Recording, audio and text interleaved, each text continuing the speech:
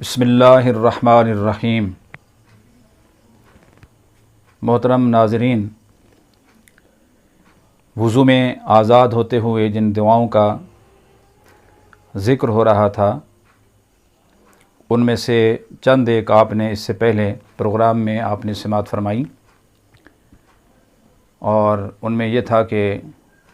کلی کرتے وقت کیا دعا پڑھنی چاہیے، اور اس طریقے سے ناک میں پانی چڑھاتے ہوئے کیا دعا پڑھنی چاہیے، اور اسی طریقے سے دایاں ہاتھ جب انسان دھوتا ہے، اور چہرے کا ذکر ہوا کہ چہرہ دھوتے وقت اللہم بیض وجہی یوم تبیض وجوہ وتسود وجوہ، یہ دعا پڑھے، اور دایاں ہاتھ جب دھوئے تو کہے کہ اللہم آتنی کتابی بیمینی ولا تعطنی کتابی بشمالی، اے اللہ تو مجھے قیامت کے دن نامہ اعمال دائیں ہاتھ میں عطا فرمانا، اور میرا نامہ اعمال بائیں ہاتھ میں نہ دینا۔ الٹا ہاتھ جب دھوئے تو ولا تجعلها مغلولۃ الی عنقی، یہ دعا پڑھے کہ اے اللہ میرے بائیں ہاتھ کو گردن کی طرف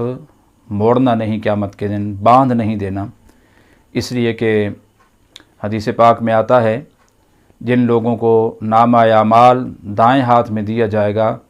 وہ اصحاب جنت ہوں گے، اور جن لوگوں کو نامہ اعمال بائیں ہاتھ میں دیا جائے گا الٹے ہاتھ میں تو وہ جہنمی لوگ ہوں گے، اور ان کا ہاتھ پیچھے کی طرف مڑ جائے گا، اور پیچھے سے ہی ان کو نامہ اعمال الٹے ہاتھ کے اندر تھما دیا جائے گا۔ تو اس لیے جب یہ الٹا ہاتھ دھوتے ہوئے وضو کے اندر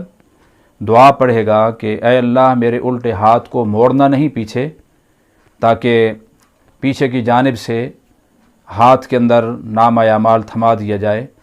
اور شمار پھر اہل جہنم سے ہو، ایسا نہ ہو میرے ساتھ۔ تو یہ دعا کرے دائیں ہاتھ کو دھوتے وقت اللہم آتنی کتابی بیمینی، اور بائیں ہاتھ دھوتے ہوئے ولا تعطنی کتابی بشمالی ولا تجعلها مغلولۃ الی عنقی، یہ دعائیں پڑھ لے۔ اور اسی طریقے سے جب سر کا مسح کرے تو یہ دعا پڑھے اللہم غشنی برحمتک، اللہم غشنی برحمتک، اے اللہ تو قیامت کے دن مجھے اپنی رحمت میں ڈھانپ لینا۔ اور کانوں کا مسح کرے تو یہ دعا پڑھے اللہم متعنی بالسمع والبصر، اللہم متعنی بالسمع والبصر، اے اللہ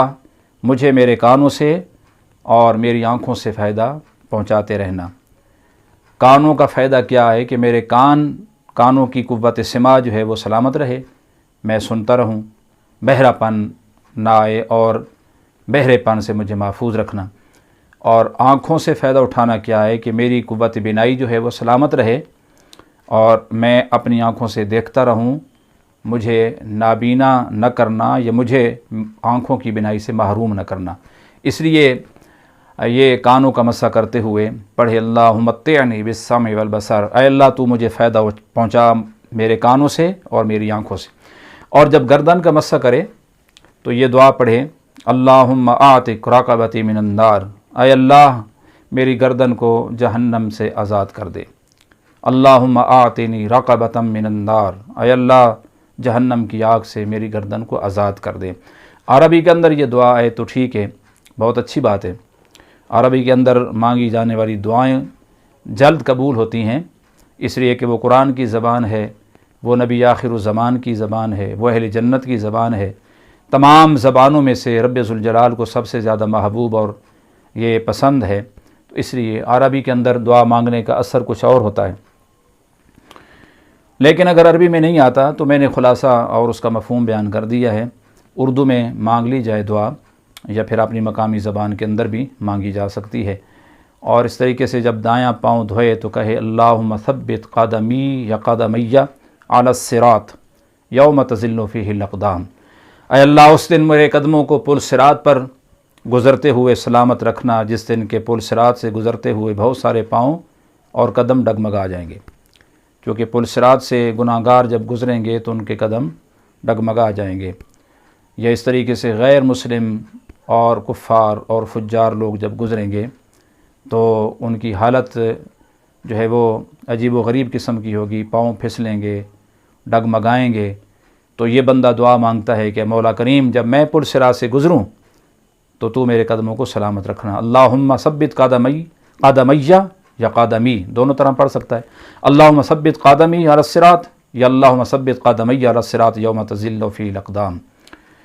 تو یہ دعائیں یاد کر لی جائیں اور یہ بہت مفید ہیں، اور اللہ رب العزت ان کو قبول فرمائے